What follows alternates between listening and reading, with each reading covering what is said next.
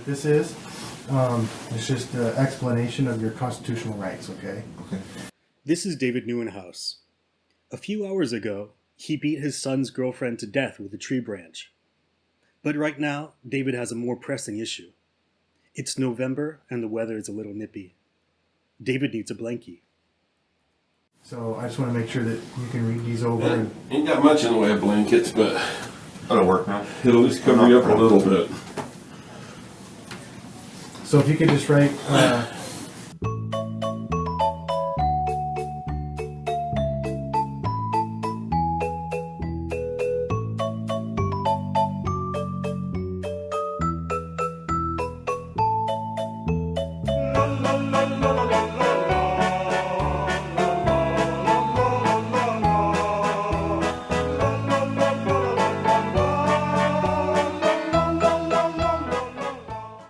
David Nieuwenhuis, seen here on the right, dressed like Steve from Blue's Clues, is a 4-time felon who is living in Mountlake Terrace, a small suburban community just north of Seattle. He shared his residence with his son, who had passed away about 1 week prior to the murder in question. His son's death was due to a drug overdose, for which he had blamed his son's girlfriend, Candice Black, whom he suspected to be a drug dealer. Shortly after his son's death, David began frequently calling and texting Candice, asking her to come over. When she did, she'd find her life cut short. 6 hours after her death, police arrived at David's residence to take him into custody. so obviously we're here to talk to you about what happened tonight. And you're willing to talk to us about that? I guess. Okay. So early on, it sounds like you got into an argument with Candice? I wouldn't say we were arguing. We were talking about what had happened for the last year. We were talking about some of the stuff I found inside my house after, I don't know, my son died on my floor last Saturday night. When did your son die? Last Saturday, Oh, I wasn't aware of on that. the So, 3rd. sorry to hear that. They were, I don't know, she admitted that they had been smoking meth. Found all kinds of stuff, heroin, I think, lots of little tiny baggies, so anyway, they brought him back. He was in the hospital until Friday night when he became an organ donor. Been trying to get her to come and get her stuff. Imagine your son died less than a week ago. His girlfriend's possessions are still in your house. You resent your son's girlfriend, and you partially blame her for your son's death. Although probably not the most urgent issue, you would still likely want her belongings out of your home, as said belongings are likely to remind you of her involvement in your son's early demise. One solution is to simply remove the belongings from your home, placing them on your lawn and sending the girlfriend a message that she can come pick them up if she wants. Or you could be less polite about the situation, instead opting to destroy, claim, or sell her property and scratch a bit of your revenge itch that way. A very unlikely action, though, is to call the girlfriend and to tell her to come take her property. Most people do not go so quickly through the grieving process so as to begin basic administrative duties before a week has passed. Most people blaming a person for a family member's death are also not particularly concerned with relatively trivial issues such as whether said person has her property promptly returned to her. The fact that David was actively reaching out to Candice to invite her over helps the detectives build a case for first-degree or premeditated murder, as this makes it seem like David's true intention was presumably to gain physical contact with Candice for the purpose of violent retribution. I have a different theory, the evidence for which will slowly become apparent during the interrogation, but the detectives ultimately stick with their theory of premeditated murder as revenge. I found some journals, I guess, that I tried calling you guys earlier this week. I know I talked to the receptionist and she put me through to the voicemail of, I don't know, whichever one of the officers that responded last Saturday night. Okay. I thought I left a message, no one ever got a hold of me. So when she was there, talking about, my son's life for the last year and a half or so, and she'd been with him, and I brought those to her attention, trying to figure out what was going on. They'd been dealing drugs out of my house, going in and out of their bedroom window. At times, middle of the night, I told her that I was trying to get a hold of the cops and that I was going to bring that to their attention. Another possible motive for calling Candice over is blackmail. David makes the improbable claim that he was trying to get a hold of the cops, as if reporting a crime requires navigating through various levels of red tape. What's more likely is that David was showing the ledgers to Candice as a form of blackmail. Were David's intention truly to report Candice's criminal activity to the police, he would have done so, especially considering the impulsive emotional state he would have been in after his son's death. Considering David's past felonies include sexual crimes, it's not unreasonable to believe that he was attempting to blackmail his son's girlfriend. I don't know. I went into the bathroom, I came back out, I sat on the couch, and I was just looking down like this. I've just been in shock. I've been crying a lot for the last week. My whole life's revolved around my son. Since 2006 or so, when he moved in with me. It's my stepson. And she just all of a sudden hit me with the iPad. And I don't know exactly where it went from there, but I was trying to get her off of me. She's just incredibly strong. You might think Candice Black is a frail, innocent 20-something, but don't underestimate her. This is Candice. She's a fan of deadlifts. Her hobby is martial arts, and she loves catfighting. Oh, wait, hold on. I misread most of that. Actually, this is Candice. She's a fan of Disney. Her hobby is art, like drawing, and she loves her companion cat, Pookie. Yeah, her cat's name is actually Pookie. Also, she has Crohn's disease, which can lead to chronic fatigue. I don't think she's much of a fighter. It's hard to understand where David was going with his narrative that little Candice, wielding an iPad, posed a life or death threat to a 4-time felon who keeps swords behind his front door. I mean, she's not that big. I couldn't get her off me. Behind my door, I've always had a stick. I have swords in my house. Sometimes I would have one of my swords behind the door, just for home protection. I'm a registered sex offender, can't own firearms. You might notice that David is offering details that were not asked about. This is often an indication of a rehearsed story. David had 6 hours from when he killed Candice to the police arriving at his doorstep, and could have spent those 6 hours crafting a story. Even if his story isn't a particularly good one, the fact that he rehearsed it means that he will be less likely to give the detective inconsistencies that can later be used against him. And if you don't believe that this poor excuse of a story is rehearsed, you only need listen to what he told the police when he was first picked up. He uses the exact same words and gives details in the exact same order. Do you want to talk to me now? They have some facts, but they don't really know what was going on. She came over to get her stuff. This was supposed to be around noon. She got here around 4-ish or so. We talked for a couple of hours. On the driveway, there's some journals. They were dealing drugs. They were dealing heroin, methamphetamines. Okay. My son was good. He never got into anything like that. I was confronting her. I blamed her about it, and I went to the bathroom. I came back out, and I sat down on my couch, and I had my head down, kind of like that, and I just got hit right in the forehead with the iPad, and I don't know. I fought back. Okay. And she was incredibly strong. She's tiny. She was overpowering me. Okay.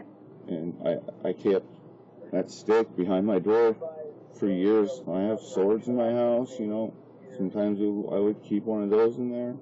I don't have any guns or anything like that. This place is a scary place. There's a lot of meth heads, a lot of, home burglaries and stuff. So I've always had it behind my door. You know, I eventually grabbed that and I hit her with it, and I hit her with it multiple times.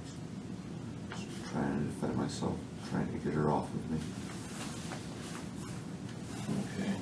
I don't really know anything else. Can I go back a little bit and ask you a couple questions earlier Yeah. on? Yeah. Yeah, how about, can you just take us through your evening? I mean, from about maybe 8, 9 o'clock? How, to start from there and just kind of give us a timeline of what's going on. I don't really know the times. That's fine, just, you guys were both home all evening? No, she had not been there since everything happened with my son.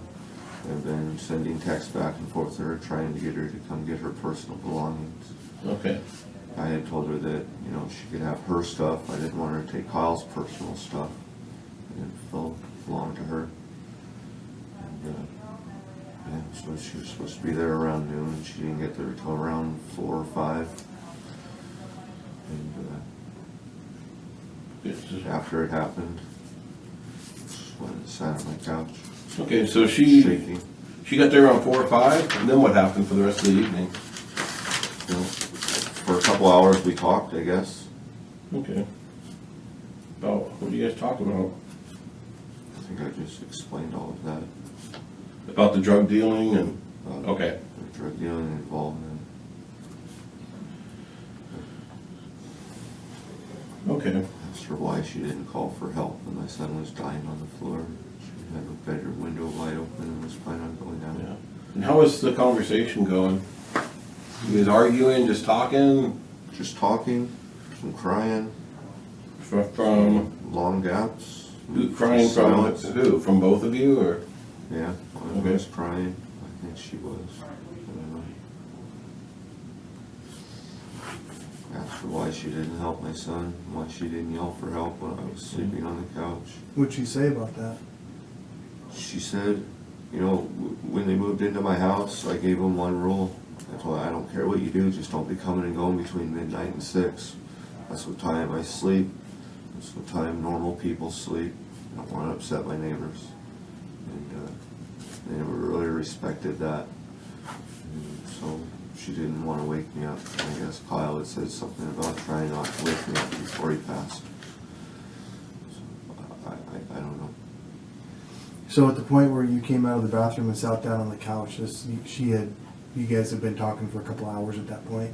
Yes. And what do you suppose prompted her to get angry with you and hit you? The only thing I can figure is that I said I was coming to the cops. I had those notebooks sitting kind of opened up in front of me. And that's, I don't know. Dead ledgers you were talking about? I guess, yeah. Okay. I mean, it looks like some mafia style drug dealing from what I've seen in the movies. I don't know. I've never been involved Where are in those that. items at now? They were thrown onto my driveway. Okay. So when she hit you, where did she hit you at? Somewhere right in this area. With the iPad? The iPad. Where's the iPad now?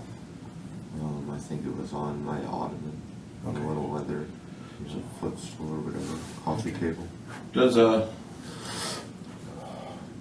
your son and her have their own bedroom? They do. Okay. It's a back bedroom on the left. And how long has she lived there? She moved in with Kyle about a year ago. Maybe August of 2017. Anyone else live there? No. When she came over tonight, how'd she get over? Does she have a car? She doesn't drive so much. I don't know if she took an Uber or if she rode the bus. Okay. I didn't really ask. What'd she bring with her? She just has a little rolling suitcase, I guess. A little square box thing, I think. The iPad had been at my house for a while. Oh, I think it had been there since last weekend. What does she have at your house still? All her stuff? All of her stuff.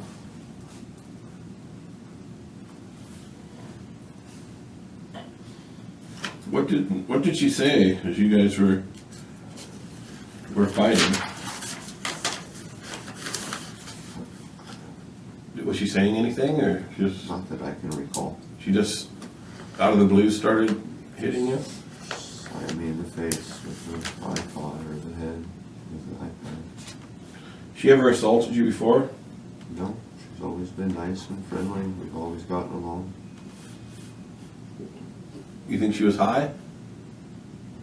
I think so. I don't know. I smoke pot. That's all I do. I don't drink. My wife drank herself to death. My ex-wife, I guess. How many times do you think she hit you? I mean, just once really hard with that iPad, and then maybe a couple of times with her hands. With her hands?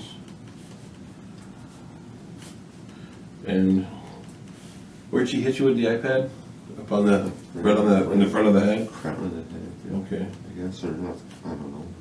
Forehead. What about when she was hitting you with her hands? Where was that at? Chest area towards my throat, I guess. And then, what made her stop hitting you? Was Me hitting her with a stick. okay. How did that go down? How did you get the stick and? I don't know, sir. Okay. It's just a blur. It's been behind my door for years. A door in your bedroom? No, my front living room door. Okay. Right next. Okay. And when you guys were fighting, all this occurred in the living room? Yeah. Okay. Did she try to leave, or did you try to leave? We both ended up outside on the driveway. So How'd you end up outside? I don't know exactly. Okay. Where were you at when you first hit her with the stick? Inside the house. Inside the by house? the front door, I think. Okay. And then she left the iPad in the living room then, correct? I think it just dropped after she Okay, hit me, she maybe. dropped it. I don't know. And then, She was so angry. any neighbors come out or anything, or anyone? No, not that I know of. I don't think so. No. I thought somebody had to have seen something, and I just went and sat down on my couch and waited. Who called the police? I did at midnight or so when I woke back up. Okay. When did all this happen? I don't know the exact time. How long do you think that? I mean, it could have been around 5 or 6 o'clock. I don't Do you know. think she was outside from 5 or 6 till midnight? I imagine. I don't Yeah. know. Did you go check on her? I didn't. No. I sat down on my couch. My heart felt like it was going to explode. And just sat there, shocked, I guess, and then I must have fallen asleep as I woke up. Sent a text to my mom, and then called 911. What'd you tell your mom? I just said that, she hit me and I fought back, I think, and that I was going to call 911. Okay. What's your mom's name? Bonnie, She lived local? she lives in Everett with my brother. Okay. You got her phone number? Not offhand. Not offhand? Just my No mom. problem. Did you, when you went back out and she was out there, did you expect to see her, or did you think she was going to leave? What do you mean when I went back out? When you hit her with the stick, did you think she was going to be okay, or? I don't know what I thought. After she hit me and I was fighting for I thought was my life, Mhm. I don't know what, I don't know. I feel Okay. like I should be able to just remember every detail, but I don't. If you don't remember, you It's don't just a remember. blur. I mean, if you don't remember, that's fine.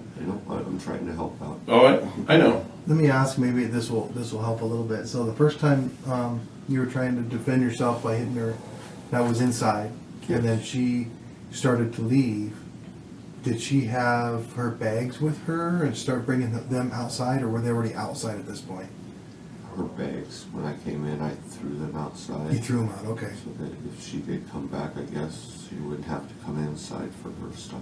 And then after she was walking out down the driveway, did you follow her out there? I think the fight was continuing, going all the way down the driveway.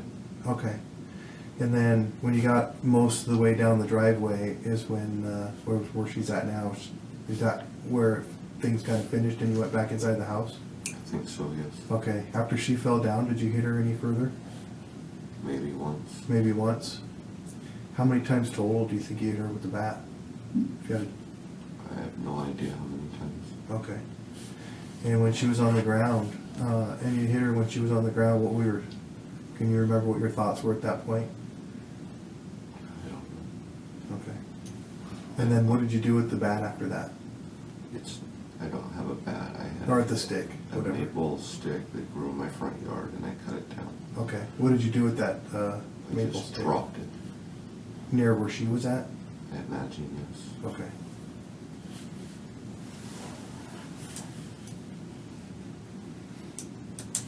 Are you working? Not really, no. On and off. Okay. I worked Wednesday, Thursday, Friday, Saturday of last week, but I wasn't sure. I don't know. Do you have any video surveillance in your house? No. Do you know of any neighbors that do? Do you know your neighbors very well? Pretty well. I mean, I'm the newest person there, and I've been there for 12 years. Wow, okay. So, Where's your phone at? Did they take that with you? Or is that? I was on line with 911. I think I just left it on my leather ottoman when I saw flashlights outside my house. Okay. I opened up When my you called 911, what did you tell them? Did you tell them? Pretty much the same thing I told you. Told them what happened as best as I could recall. So you knew she was gone at that point, or? Pretty much. Okay. Did you talk to anybody else between when you called the police, just to text your mom? Did your mom call you back? No, she texted you back? I don't think so, no. Okay. Not that I saw, not while I was still in possession of my phone.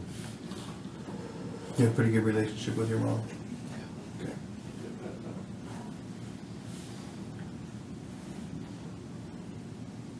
Is there anything else you think we should know? I mean, I don't know. have you always got along with her pretty good, or? I got along with her great. When she was still first dating, her and Kyle had an argument. I had told her, that if Kyle ever hurts you or anything, you let me know. I didn't raise him like that. I always thought that she could come to me if something was going on. This statement supports my theory that David might have been attracted to Candice. If you didn't raise your son to be violent, why would him acting in a violent manner even be a concern to you? Moreover, romantically involved couples tend to solve their problems themselves rather through their lover's parents. David, a registered sex offender, likely saw a rare opportunity to access a young woman. His urgency to get Candice to come to his house after his son passed away and his mentioning of the ledgers point to a different story than the one he's been telling. One very likely possibility is that he attempted to blackmail Candice into a relationship with the drug dealing accusation, and when Candice rejected David's offer, a fight broke out. She came up, I used to go over and play Dungeons and Dragons with some of the younger kids that my son went to school with. I guess kids his age. And after they got out of school, they used to play at my house. I went and played there. And that's where I met her. And one day when I was over there, she was upset. And I was talking to her. And, her and Kyle were fighting. And I always thought I was there and we could talk.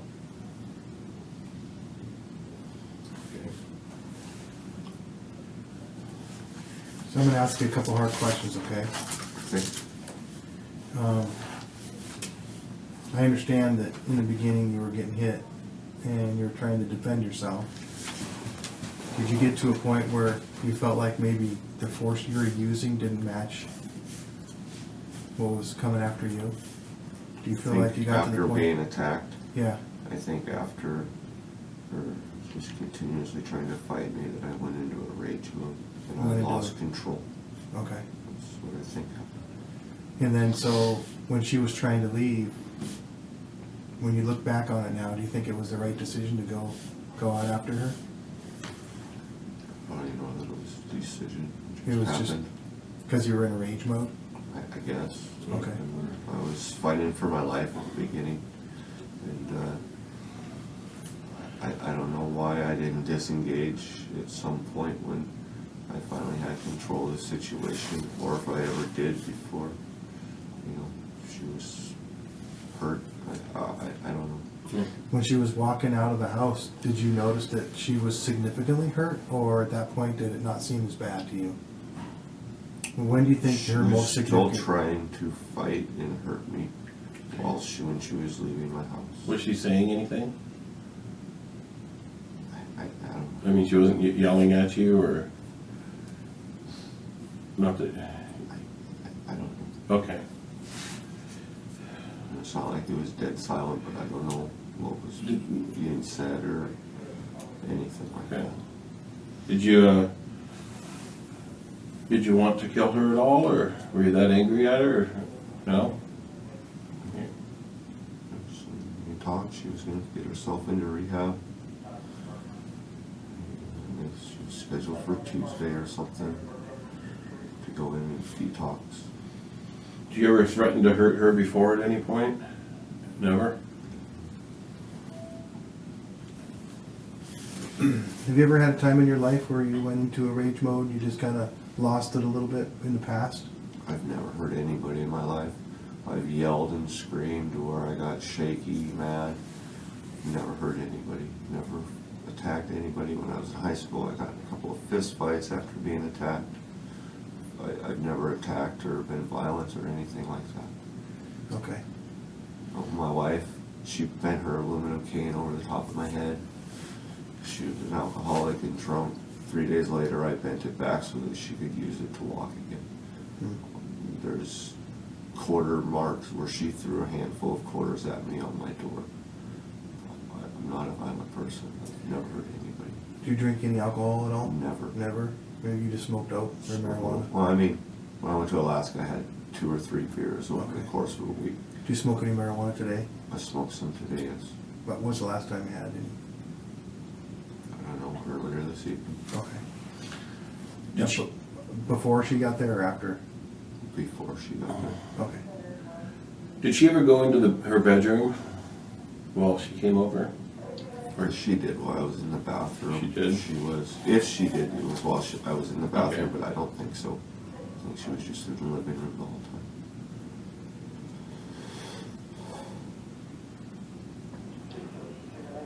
Do you have any idea what's going to happen from this point on? I don't know. Imagine I go to jail for the rest of my life. Not necessarily true. Okay. I mean, there's 2 sides to everything. Okay. All right, we have to investigate it and see. Okay. So. And you never planned this, correct? Or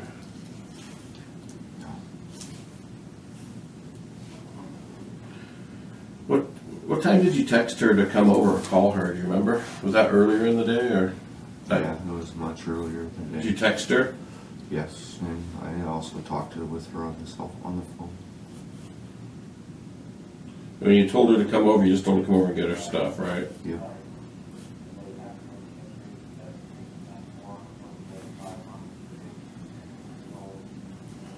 Okay.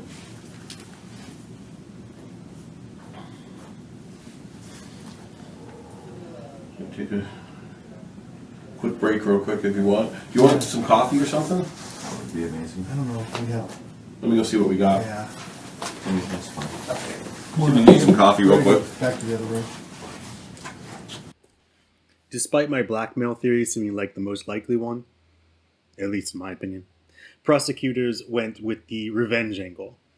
Ultimately, their angle makes more sense from a legal perspective, as they can argue murder in the first degree, that is, premeditated murder, whereas the blackmail angle would only be a second-degree murder, that is, non-premeditated murder. David's defense argued for manslaughter, that is, they wanted the jury to believe that David only intended to fight off Candice in self-defense and never intended to kill her. It was a fruitless argument, seeing that David had admitted to the police he had continued to hit Candice not only after had she left his house, but even after she was lying unconscious on the ground. He left her in that position for 6 hours before calling the police. In the end, David was convicted of second-degree murder, getting 23 years of prison time. This sex offender will be 69 years old when he's released from prison, which is kind of funny. But the fact that he's a 5-time felon and he'll be back on the streets is much less funny.